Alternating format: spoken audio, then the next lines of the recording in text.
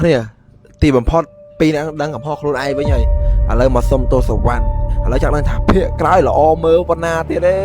និយាយមកឥឡូវខ្ញុំកំពុងតែចាំមើលភាកហ្មងទីដូចជាទី42ខ្ញុំកំពុងតែចាំមើលនេះដូចចាំមើលបងយ៉ាងហ្នឹងគាត់ចេញស្មានណា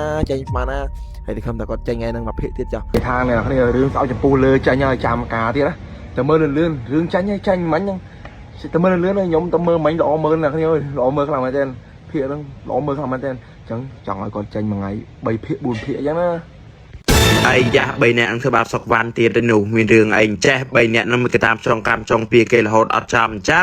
3នាក់នឹងប៉ះសុកវ៉ាន់ចាបប៉ះខ្ញុំឲ្យស្បៃចង់និយាយប្រាប់បងប្អូនថាបាច់ថានៅក្នុងសាច់រឿងទេមានឧបសគ្គចាពួកនាងខ្ញុំថត់ផ្ទាល់នឹងក៏មានឧបសគ្គដែរឧបសគ្គនឹងចាបើខ្ញុំនិយាយប្រាប់បងប្អូនទៅប្រកាសជាបងប្អូនខឹងជាងនាងខ្ញុំទៀតនិយាយប្រាប់បងប្អូនហ្មងចានិយាយថាពួកខ្ញុំបាត់ថតពេលថ្ងៃវិញនិយាយថាក្តៅនោះក្តៅចង់បែកក្បាលមិនក្តៅមិនជាឧបសគ្គសម្រាប់ពួកនាងខ្ញុំទេចាតែសំខាន់ពេលល្ងាចពេលដែលខ្ញុំពួកយ៉ាំថតហ្នឹងគឺថាភ្លៀងម្ដងចាអេនិយាយពីថាចង់ឲ្យមួយថ្ងៃចេញ5ភាគមិនកើតបងប្អូនបាត់ពេលថ្ងៃក្តៅពេលល្ងាចភ្លៀងចឹងនេះចឹងមិនគេថាចាក្រោយមេឃភ្លៀងគឺថាមេឃនឹងស្រឡាញ់ចឹងណានិយាយថាឥន្ទនូគឺថាស្អាតខ្លាំងមែនតែនចាមិនមានអារម្មណ៍ថាខ្លួនឯងអន់ជាងគោទេចាគោមានអ្នកងូតទឹកឲ្យបើនាងខ្ញុំអត់មានអ្នកងូតទឹកឲ្យសោះ